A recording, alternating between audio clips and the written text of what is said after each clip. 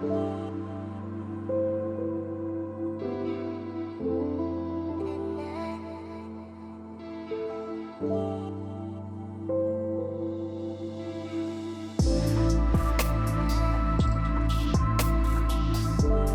की हाइको से भी यही अंदाजा होता है कि छोटे से कैनवस पर इतने ज्यादा टोन और इतने ज्यादा न्यूनेसिस ईरान की गजल में और हमारी गजल में मिलते हैं।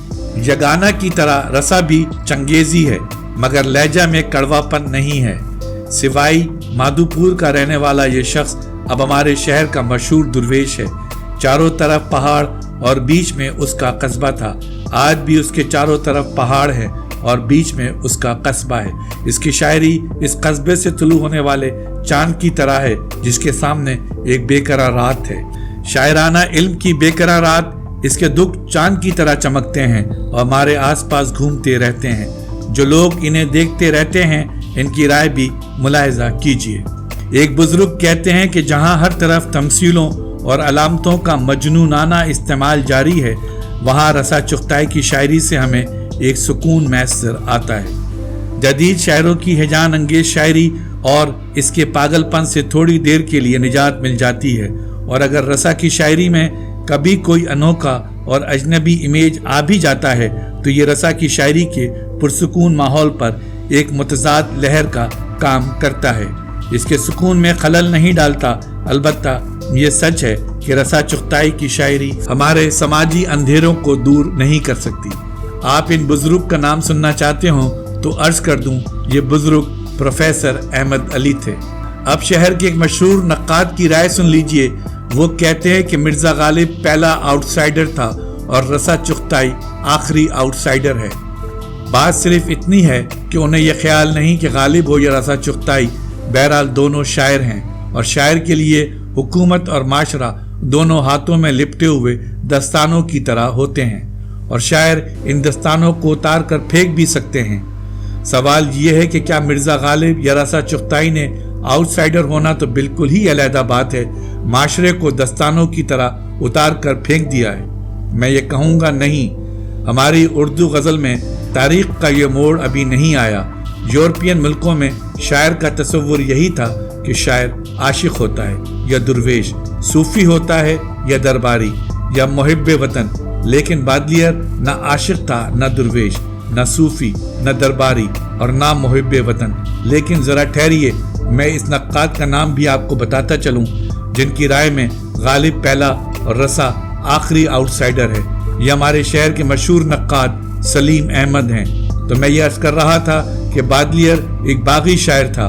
बादलियर ने अपने पढ़ने वालों से जो राब्ता कायम किया वो इस बुनियाद पर था कि बादलियर इनकी जिंदगी की वो तस्वीर दिखाएगा जो बहुत घटिया और बहुत हकीर होने के बावजूद बहुत अजीम हो। लोगों ने अपनी शख्सियत का वो हिस्सा जो हकीर समझकर छुपा रखा था या जलील समझकर काबिल इजहार नहीं समझा था, बादलियर ने उसी हिस्से को इनके सामने पेश कर दिया। बादलियर अपनी शायरी में यूरोप की माशरती जिंदगी के तारीख रुख को पेश कर रहा था। यूरोप में शायर अपने कल्चर का बाइज्जत नुमाइंदा नहीं रह गया था। बादलियर ने शायरी की इस पोजीशन को कबूल कर लिया और इस आउटसाइडर में जो अजनबियत का एहसास था वो इसने अपनी रिवायती जबान में पेश किया।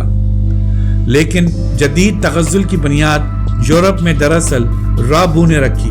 वो यूरोपियन माशरे का आउटसाइडर था जिसकी शायरी एक आवारा गर्द की शायरी है, जिसके यहाँ मुकम्मल सुख और शांति की तस्वीर ऐसी दो सफ़ेद बहनें हैं जो एक बच्चे के सर में जुएं देख रही हैं और इस बच्चे की मासूमियत एक अजनबी माहौल में अपना इजहार कर रही है। जिद्दत और रिवायत के दरमियान एक जिदलियाती अमल यूरोप के तकरीबन तमाम मशहूर शायरों के यहाँ नजर आता है। इस सिलसिले में टी.एस. इलियट, मिलार में पॉल वेलरी, रिल्के, कासिमुदो, लुर्का के नाम लिए जा सकते हैं। हमारे यहाँ भी शायरी इसी तरह के जिद्दियाती अमल से गुजर रही है। हमारे माशरे में थोड़े बहुत आउटसाइडर मीरा जी और मंटो थे। ये लोग भी जिस हद तक आउटसाइडर थे इसमें राशिद साहब भी इजाफा नहीं कर सके। इन लोगों के यहाँ भी सिर्फ जिनसी मामलात में आउटसाइडर का ये चेहरा नजर आता है। बात यह है कि रिवायत से इनहराफ गालिब ने भी किया था, रसा चुगताई ने भी किया है। ہاں البتہ میں یہ کہہ سکتا ہوں کہ غالب کی طرح رسا چغتائی بھی وحدت الوجودی ہے، ہما اوست کا ماننے والا نہیں، یعنی وہ کائنات کی وحدت کو تسلیم کرتا ہے، اصل وجود کی وحدت کو تسلیم کرتا ہے۔ پینیٹسٹ یعنی ہما اوست کے ماننے والے کی طرح ہر چیز کو خدا نہیں سمجھتا۔ کل عصمہ کے جامع ہونے کے اعتبار سے کسی میں ظہور نہ تھا، اب چونکہ ذات حق نے جامع ہونے کے اعتبار سے ظہور فرمانا چاہا اور مظہر و ظاہر میں مناسبت ضروری یا مستحسن ہے، اس لیے اس مظہریت کے لیے آدم علیہ السلام کو بنایا تاکہ وہ ذات حق کا مراد آئینہ بن سکیں۔ خصوص القلم فی حلت خصوص الحکم، مولانا اشرف علی تھانوی۔ اس بیان سے کم اس مسئلے پر روشنی ضرور پڑتی ہے کہ وحدت الوجود انسان کو خدا نہیں سمجھتا، اس کا آئینہ سمجھتا ہے۔ مجھے فرانس مارک کی ایک پینٹنگ یاد آ رہی ہے جس کا عنوان ہے جنگل کا ہرن۔ یہ تصویر مجھے بہت پسند ہے۔ فرانس مارک بھی یورپ کے ان چند مصوروں میں سے ہے جو فطرت کے لیے بڑی مذہبی کیفیت رکھتے ہیں، بلکہ ہما اوس یعنی پینٹسزم کا ماننے والا ہے۔ اس نے اپنی اس تصویر میں ہرن، اونٹ اور جنگل کو وجود کی ایک وحدت میں پرو دیا ہے، ایک خوبصورت روحانی وحدت میں۔ انسان، جنگل اور جانور سب تخلیق کی پر اسرار وحدت میں کھوئے ہوئے ہیں۔ فرانس مارک ایسا لگتا ہے کہ ایک جنت گم گشتہ کا خواب دیکھ رہا ہے جہاں انسان گناہوں سے نجات پا کر ایک دن ضرور چلا جائے گا۔ ماکاوسکی کی ایک اور تصویر ہے، بچے جاپانی قندیلوں کے ساتھ۔ ماکاوسکی کے خیال میں بچوں میں روح کی جو سادہ اور معصوم لہریں رونما ہوتی ہیں وہی اصل حقیقت ہیں، اور یہی معصوم اور سادہ حقیقتیں تمام بچوں، کسانوں اور مزدوروں میں ہوتی ہیں۔ اس کے اظہار کے لیے ماکاوسکی نے بڑے سادہ اور معصوم رنگ اور صورتیں اپنائی۔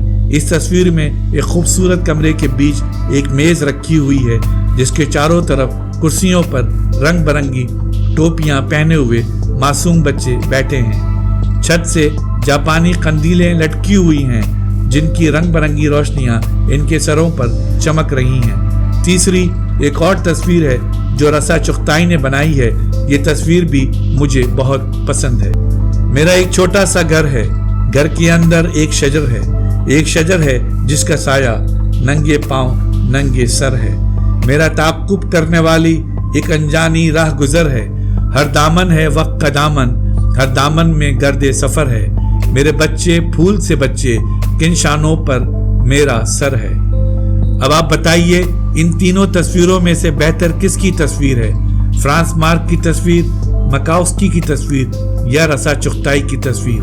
اس کا جواب ہمارے آرٹ کے نقاد نہیں دے سکتے، اس لیے کہ وہ جب غالب کا کلام پڑھتے ہیں تو انہیں صادقین کی تصویریں یاد آتی ہیں، اور جب فرانس مارک کی تصویر دیکھتے ہیں تو رسا چغتائی کی شاعری یاد نہیں آتی۔